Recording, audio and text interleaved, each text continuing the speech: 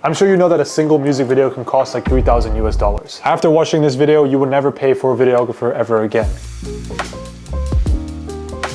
Professional camera or iPhone? Which one? On a professional camera, you can use different types of lenses like this one here or a fisheye, which is one that I'm using right now. However, on the phone, in terms of lenses that you can buy, all you really have is micro lenses, fisheye lenses, and a pretty crappy telescopic lens. And those lenses will never compete against a professional camera lens. But really all it comes down to is the costs, because with a professional camera like this, every single lens that you buy is gonna cost you like anywhere between like 800 to a couple thousand US dollars. But in conclusion, both actually work. What matters is how you film the video, which we'll be going into in just a second.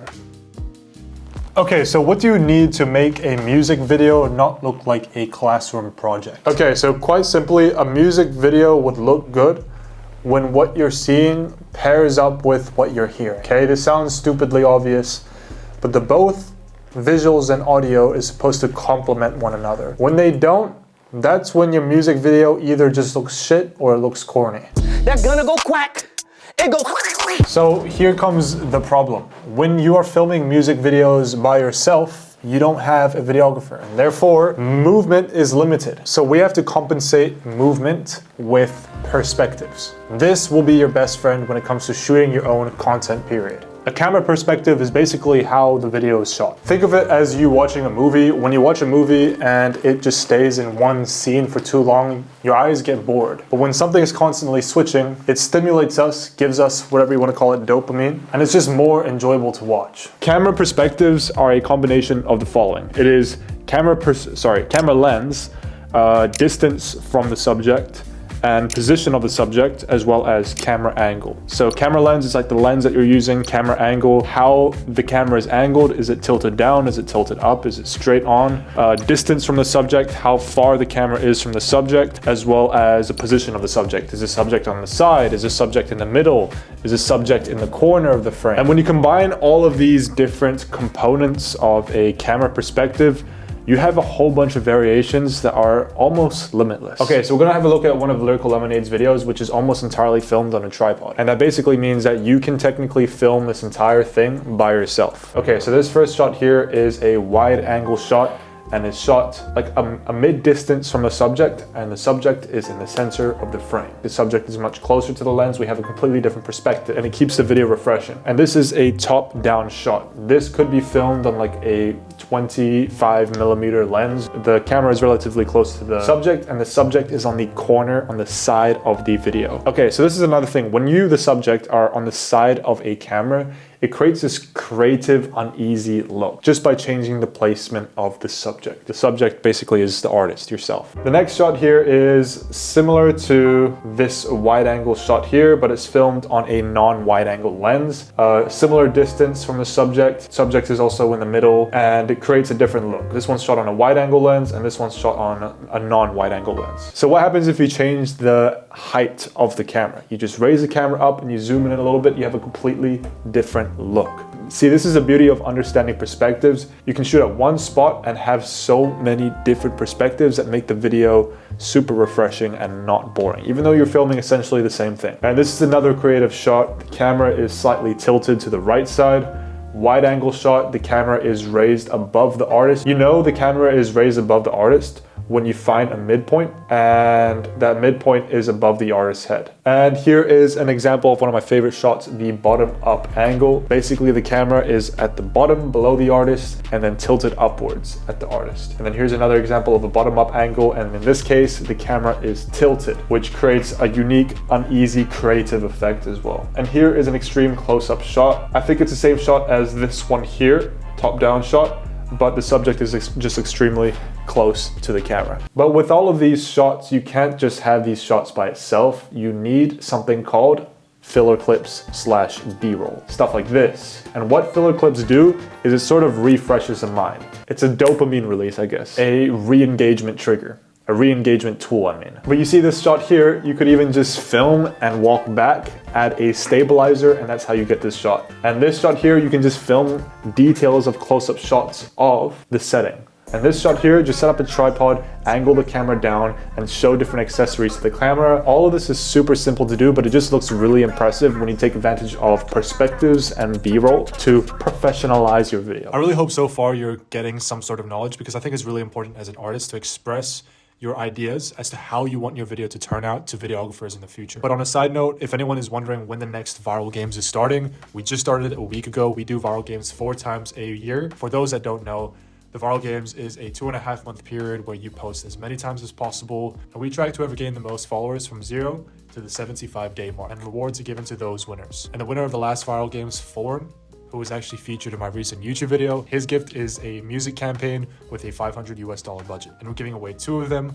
for this Viral Games. Other things in this private community that are given are things like exclusive course content, which will never be posted here, pretty much daily content ideas. We post about 30 a month, as well as feedback tabs and access to me through DMs. You can send me messages on this app and everything, and I'll give you feedback to whoever you need feedback in. I think the price of 90 cents a day is beyond fair. So if you feel like you want to spend and invest in yourself and your music career for a very affordable rate, try it out for a month, and if you don't like it, leave, but I'm sure you will. We all know that knowledge is power, knowledge is key, and this course is definitely worth 90 cents a day. We'll get back to the video, but hope to see you there. Okay, the next thing I want to share with you is editing. I'm going to show you a video by Eminem.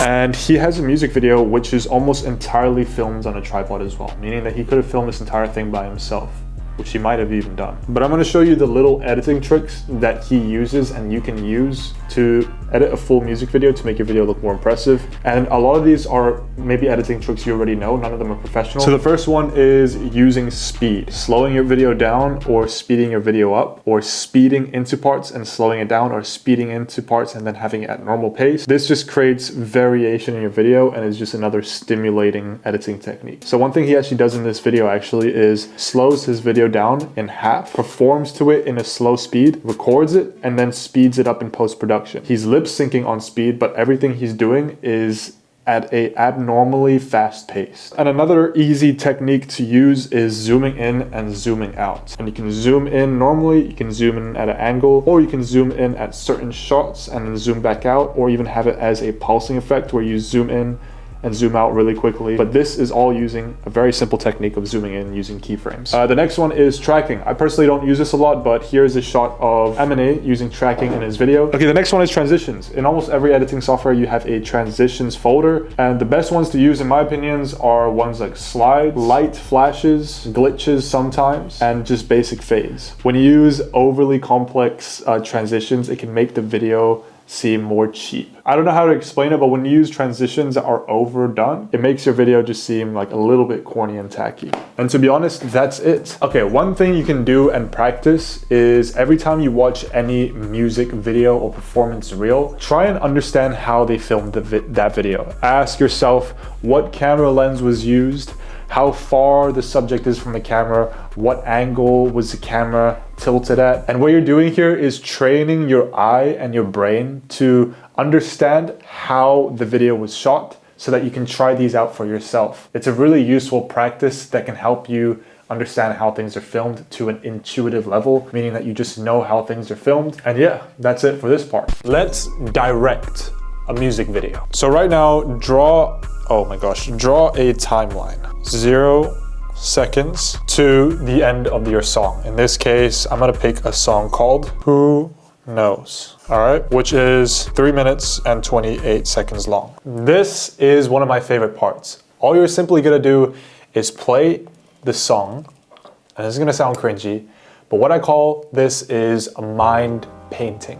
You listen to a song, and you just let that song paint an entire image or storyline, visuals basically in your head without you even trying.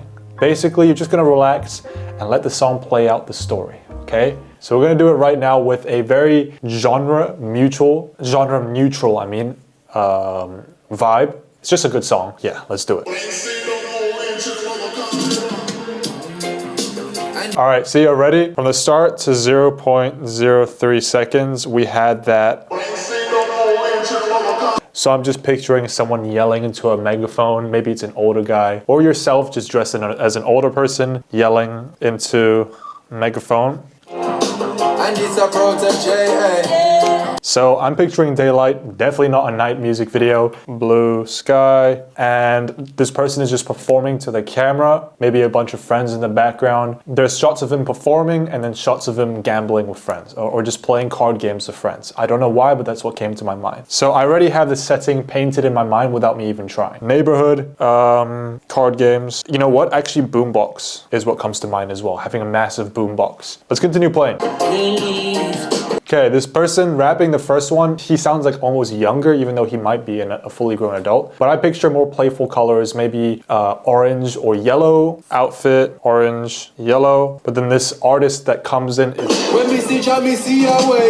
less on the playful side and is wearing something maybe more serious in colors. White, or it could be more earthy tones like brown. But when this artist comes in, I